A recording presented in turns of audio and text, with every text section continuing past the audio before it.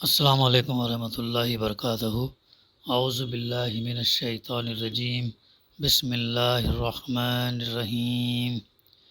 یا ایہا المزمل قم اللیل الا قلیلا نصفہ او انقص منہ قلیلا او زد علیہ ورتل القرآن ترتیلا۔ صدق اللہ العلی العظیم۔ رب اشرح لی صدری ویسر لی امری واحلل عقدۃ من لسانی یفقہوا قولی۔ ربی زدنی علما۔ سورہ المزمل کی ابتدائی 4 آیات کی تلاوت اور اس کی ترجمانی ابھی ہم نے سماعت کی۔ سورہ المدثر کے بعد ہم نے اس سورت کی تفسیر کا سلسلہ الحمدللہ شروع کیا۔ گزشتہ ہمارے مطالعے میں اس سورت کے نام کے تعلق سے، نزول کے تعلق سے اور اس کا جو مرکزی مضمون اور موضوع گفتگو ہمارے سامنے آ چکی ہے۔ اب بلکہ پہلی آیت کی تفسیر بھی ہمارے سامنے آ گئی، یعنی یا ایھا المزمل، اے اوڑھ لپیٹ کر سونے والے۔ تو اللہ تعالیٰ اس آیت کے اندر اپنے رسول صلی اللہ علیہ وسلم کو ایک لطیف انداز خطاب سے پکارا ہے، جس سے خود بخود یہ مفہوم نکلتا کہ اب وہ دور گزر گیا جب آپ صلی اللہ علیہ وسلم آرام سے پاؤں پھیلا کر سوتے تھے۔ اب آپ صلی اللہ علیہ وسلم پر ایک کار عظیم کا بوجھ ڈال دیا گیا جس کے تقاضے آنے والے ہیں۔ اس کے بعد فرمایا گیا قم اللیل الا قلیلا، رات کو نماز میں کھڑا رہا کرو، رات میں نماز کو کھڑا رہا کرو مگر کم۔ اس کے 2 معنی مفسر نے لیے ہیں۔ ایک یہ کہ رات نماز میں کھڑے رہ کر گزارو اور اس کا کم حصہ سونے میں صرف کرو، یعنی سو کم اور نماز ادا کرو زیادہ۔ دوسرا معنی یہ کہ پوری رات نماز میں گزار دینے کا مطالبہ تم سے نہیں ہے، بلکہ آرام بھی کرو اور رات کا ایک قلیل حصہ عبادت میں بھی صرف کرو۔ لیکن آگے کے مضمون سے پہلا مطلب ہی زیادہ مناسبت رکھتا ہے، اور اسی کی تائید سورہ دہر کی آیت نمبر 26 سے بھی ہوتی ہے، جس میں فرمایا گیا وَمِنَ اللَّيْلِ فَاسْجُدْ لَهُ وَسَبِّحْهُ لَيْلًا طَوِيلًا، رات کو اللہ کے آگے سجدہ ریز ہو اور رات کا طویل حصہ اس کی تسبیح کرتے ہوئے گزارو۔ یہ بھی ابتدائی دور کی صورت ہے، اور اس میں اللہ کے رسول صلی اللہ علیہ وسلم کو جو ہدایت دی جا رہی ہیں کیا ہے کہ رات کو نماز میں کھڑا رہا کرو مگر کم۔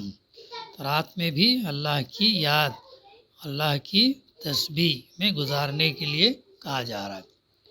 پھر فرمایا نصفہ او انقص منہ قلیلا، یہ اس کی یعنی آدھی رات یا اس سے کچھ کم کر لو یا اس سے کچھ زیادہ بڑھا دو، یعنی یہ اس مقدار وقت کی تشریح ہے جسے عبادت میں گزارنے کا حکم دیا گیا تھا۔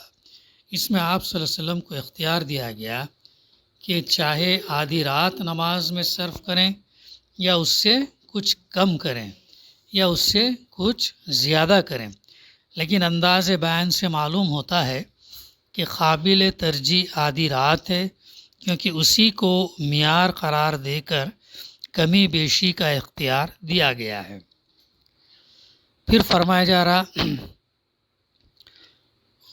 او زد علیہ ورتل القرآن ترتیلا، یعنی تیز تیز رواں دواں نہ پڑھو بلکہ آہستہ آہستہ ایک ایک لفظ زبان سے ادا کرو اور ایک ایک آیت پر ٹھہرو، تاکہ ذہن پوری طرح کلام الہی کے مفہوم اور مدعے کو سمجھے اور اس کے مضامین سے متاثر ہو۔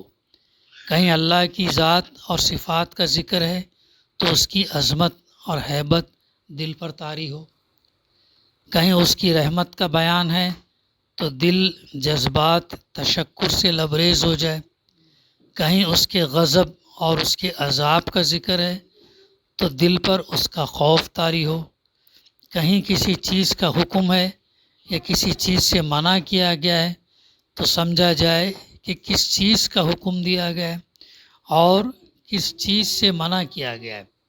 کتنی اہم رہنمائی ہے اس کے اندر، آج کے دور میں بھی ہمارے لیے اپلیکیبل ہے۔ لیکن ہمارا معاملہ کیا ہے، اب ہم اس قرآن مجید کو کیا ہے ثواب کے لیے تلاوت کرتے ہیں، ہاں، اور بغیر سوچے سمجھے پڑھتے ہیں، اور نماز جب ہم پڑھتے ہیں تو اکثر صورتوں کا معنی تو دور کی بات لیکن مفہوم سے بھی ہم واقف نہیں رہتے ہیں، تو پھر یہ کیفیت ہمارے اندر کہاں سے آئے گی؟ ہاں، جب ٹھہر ٹھہر کر پڑھنے کا مقصد کیا ہے؟ تاکہ جو اللہ کا کلام جو اس کا تذکرہ ہم سن رہے ہیں، ہاں، یا ہم ادا کر رہے ہیں، کم سے کم اس کا تصور، ہاں، اس کی عظمت، ہاں، اور اس کی ہیبت اگر اس آیات کے اندر اگر آ رہی ہے تو اس کی کیفیت ہمارے دل پر طاری ہونا چاہیے۔ اب ہم غور کریں، اب ہم اپنا خود جائزہ لیں، کس حد تک جب ہم فرض نماز میں تلاوت سنتے ہیں تو کتنا ہم سمجھتے ہیں، کتنا ہم کم سے کم اس کے مفہوم کو پکڑتے ہیں۔ یہ میں اور ہم تمام جو ہے اپنا اپنا حساب لینا چاہیے۔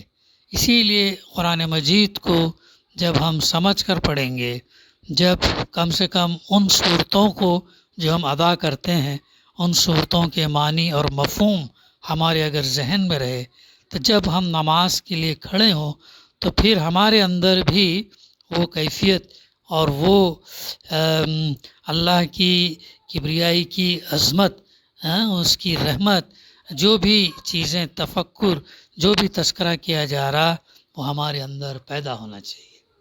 لیکن افسوس کہ ہم جو ہے ایک ریچول، ایک رسم کے طور پر جب ہم یہ کرتے ہیں تو پھر ہمارے اندر وہ بات نہیں آتی۔ تو یہ اسی لیے ہمیں کوشش کرنی یہ چاہیے کہ جو صورتیں ہم نماز میں پڑھتے ہیں ان صورتوں کے معنی مفہوم ہمارے کم سے کم ذہن میں رہیں، کیا ہم ادا کر رہے ہیں۔ ہاں، جیسے سورہ اخلاص، قل هو اللہ احد، چھوٹی صورتیں بھی اگر ہوں، ہاں، سورۃ العصر ہو، انا اعطیناک الکوثر ہو، یا 15 سے 20 صورتیں جو اکثر ہم ادا کرتے ہیں اس کے معنی مفہوم اگر ذہن میں رہے تو وہ چیز جو ہے پھر ہمارے اندر جو ہے خشوع خضوع اور پھر ہمارا ذہن بھٹکنے سے جو ہے بچاتی ہے۔ پھر اللہ کی کیفیت، اللہ کی صفات، پھر وہ ہمارے اندر جو ہے وہ چیز جو ہے جب ہم سمجھتے ہیں تو پھر ہماری دل کی کیفیت الگ ہوتی ہے۔ تو یہ ہے وہ چیز۔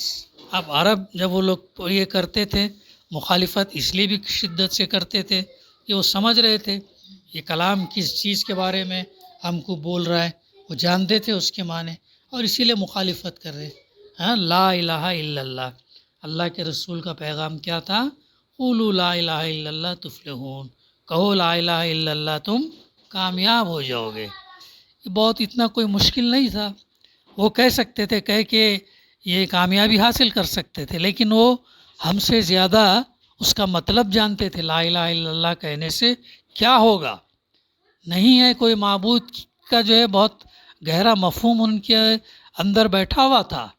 ان کو یہ معلوم تھا کہ جب ہم کہیں گے نہیں ہے کوئی معبود تو ہم اللہ اور اس کے علاوہ کسی اور کی پرستش پوجا ہم نہیں کر سکتے، یہ ان کو یقین تھا، اور اسی لیے جو ہے وہ مخالفت شدت سے کرتے تھے۔ اسی لیے کیا کہا انہوں نے؟ یہ کلمے کے مقابلے میں کوئی اور کلمہ لے کر آؤ، اس کے مقابلے میں 10 اور کلمے لے کر آؤ، ہم اس کو مانیں گے، لیکن ہم یہ کلمہ نہیں مانیں گے۔ تو کیا آج ہم اس کے معنی سمجھتے ہیں، اس کا مفہوم اور اس کا ڈیپتھ کیا ہم جانتے ہیں؟ لا الہ الا اللہ، نہیں ہے کوئی معبود سوائے اللہ کے۔ ہاں، یہ پورا توکل، پورا جو بھروسہ، ہاں، پورے قانون، پورا یہ جو ہے زندگی پوری جو ہے اللہ کے بتائے ہوئے طریقے پر گزارنے کا مفہوم اس کے اندر آ تو اسی لیے مخالفت کرتے تھے. لیکن آج ہمارا معاملہ کیا ہے؟ ہم سرسری طور پر سطحی طور پر جو ہم چیزوں کو جانتے ہیں، اور اللہ ماشاء اللہ قرآن مجید کا جو پیغام ہے اور سمجھ کے جو پڑھنا ہے، عمل کرنا ہے، پہنچانا ہے، بہت چند لوگ اس کو جانتے ہیں. تو ضرورت اس چیز کی ہے کہ جو ہم صورتیں پڑھتے ہیں، سنتے ہیں، کم سے کم اس کے معنی مفہوم جو ہے ہمارے ذہنوں میں رہیں. جب جو کیفیت امام پڑھ رہا ہے تو ہمارے اندر بھی جیسے اللہ یہ چیزیں ہمارے سامنے ہیں، وہ کیفیت جو ہے ہمارے اندر آنا چاہیے. تو غرض یہ قرأت قرآن مجید کی جو ہے محض الفاظ کو زبان سے ادا کر دینے کے لیے نہیں، بلکہ غور فکر اور تدبر کے ساتھ ہونی چاہیے. اللہ کے رسول صلی اللہ علیہ وسلم جب اپنے آخری دور میں حضرت ابو بکر صدیق رضی اللہ کو کبھی آگے نماز کے لیے بھیجنے کے لیے کہا تو حضرت بی بی عائشہ رضی اللہ عنہ نے کہا کہ اللہ کے رسول صلی اللہ علیہ وسلم آپ جانتے ہیں کہ ابو بکر صدیق رضی اللہ جو ہے آپ کی اس میں نماز تو یہ نہیں کر سکیں گے، پڑھا نہیں سکیں گے، چونکہ ان کے اندر بہت رقت، اور جب کلام جب یہ کرتے ہیں تو بہت رقت ان کے اندر طاری ہو جاتی ہے اور پھر الفاظ کی ادائیگی نہیں ہو پاتی ہے. تو کتنا ایسی کتنا ڈرتے تھے، کتنا خوف خدا تھا، کتنا اس چیز کو سمجھتے تھے. جب اللہ کے رسول صلی اللہ علیہ وسلم جب کہتے تھے کہ آپ آگے پڑھو، نماز پڑھو، تب وہ ٹائم پر تو ضرورت ہمارے لیے کتنا یہ ہے کہ جو صورتیں ہم سنتے ہیں یا پڑھتے ہیں اس کا مفہوم، اس کی معنی پہلے، لیکن اگر نہیں تو معنی نہیں تو کم سے کم مفہوم یا الفاظ کیا ادا کہ ہمارے ذہنوں میں ہونا چاہیے. تو کوشش کرنا چاہیے. ابھی سے بھی اگر ہم کوشش کریں تو کچھ نہ کچھ آتا ہے. ہم تمام جو ہے اس کی کوشش کرنا چاہیے کہ اس کے اندر بہت سارے ورڈ ٹو ورڈ قرآن بھی ہے، ورڈ ٹو ورڈ تو پارے ہم کی صورتیں ہی کم سے کم ہم اس کا دیکھیں کیا ہے بتایا جا رہا ہے. اور یہ صورتیں بار بار ہم پڑھتے ہیں، سورہ قاریہ، سورہ زلزال، سورہ تکویر، سورہ انفطار، سورہ انشقاق، قیامت کی ہولناکیاں بیان کی گئی ہیں. کیسا اس کے اندر کتنا غضب ہے، اور بار بار یہ صورتیں جب یہ ہوتی ہیں اور اس کا اثر اگر ہم پہ نہ ہو تو پھر کتنی افسوس کی بات ہے. تو ضرورت اس چیز کی ہے کہ جو ہے ہم ان چیزوں کو سمجھیں. اللہ کے رسول صلی اللہ علیہ وسلم کی قرأت کا طریقہ حضرت انس رضی اللہ سے پوچھا گیا.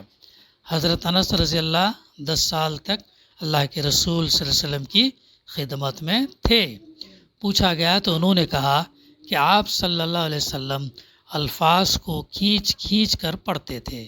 مثال کے طور پر انہوں نے بسم اللہ الرحمن الرحیم پڑھ کر بتایا کہ آپ صلی اللہ علیہ وسلم اللہ رحمان اور رحیم کو مد کے ساتھ پڑھا کرتے تھے. بخاری کی حدیث ہے. حضرت ام سلمہ رضی اللہ سے یہی سوال کیا گیا تو انہوں نے بتایا کہ اللہ کے رسول صلی اللہ علیہ وسلم ایک ایک آیت کو الگ الگ پڑھتے تھے اور ہر آیت پر ٹھہرتے جاتے تھے. ایک ایک آیت کو الگ الگ پڑھتے تھے اور ہر آیت پر ٹھہرتے جاتے تھے. مثلاً الحمدللہ رب العالمین پڑھ کر رک جاتے، پھر الرحمن الرحیم پر ٹھہرتے اور اس کے بعد رک کر مالک یوم الدین کہتے. مسند احمد، ابو داؤد، ترمذی میں اس کا تذکرہ ملتا ہے. دوسری ایک روایت میں حضرت ام سلمہ رضی اللہ بیان فرماتی ہیں کہ اللہ کے رسول صلی اللہ علیہ وسلم ایک ایک لفظ واضح طور پر پڑھا کرتے تھے. حضرت حذیفہ بن یمان رضی اللہ کہتے ہیں کہ ایک مرتبہ میں رات کی نماز میں اللہ کے رسول صلی اللہ علیہ وسلم کے ساتھ کھڑا ہو گیا تو آپ صلی اللہ علیہ وسلم کی قرأت کا یہ انداز دیکھا کہ جہاں تسبیح کا موقع آتا وہاں تسبیح فرماتے، تعریف تسبیح فرماتے. جہاں دعا کا موقع آتا وہاں دعا مانگتے. جہاں اللہ تعالیٰ کی پناہ مانگنے کا موقع آتا وہاں پناہ مانگتے. لیکن ہم لوگ نہیں جانتے، ہم لوگ جیسے سمجھتے نہیں، لیکن اللہ کے رسول صلی اللہ علیہ وسلم کا یہ انداز تھا۔ مسلم کی حدیث ہے، حضرت ابو ذر رضی اللہ کا بیان ہے، ایک مرتبہ رات کی نماز میں جب اللہ کے رسول صلی اللہ علیہ وسلم اس مقام پر پہنچے، ان تعذبہم فإنہم عبادک وإن تغفر لہم فإنک انت العزیز الحکیم، اگر تو انہیں عذاب دے تو وہ تیرے بندے ہیں، اور اگر تو ان کو معاف فرما دے تو غالب اور دانا ہے۔ تو اسی کو دہراتے رہے یہاں تک کہ صبح ہو گئی۔ مسند احمد، بخاری، مسلم۔ سورہ مائدہ کی یہ آیت ہیں، اور یہ آخری صورت کے اس میں ہے، یہ بڑی اہم آیات ہیں۔ اس میں اللہ اور عیسیٰ علیہ السلام کے درمیان مکالمہ ہوتا ہے، اور اس مکالمے میں جب اللہ تعالیٰ عیسیٰ علیہ السلام سے سوال کرتا کہ اے عیسیٰ، کیا تم نے اپنی قوم سے کہا تھا کہ تم اللہ کے بیٹے ہو؟ تو عیسیٰ علیہ السلام جواب، بڑا بہترین مکالمہ ہے وہ، تو وہ کہتے ہیں کہ اے اللہ، میں تو چلا گیا تھا، لیکن تو بہتر ہے، تو جاننے والا ہے، تو علیم ہے۔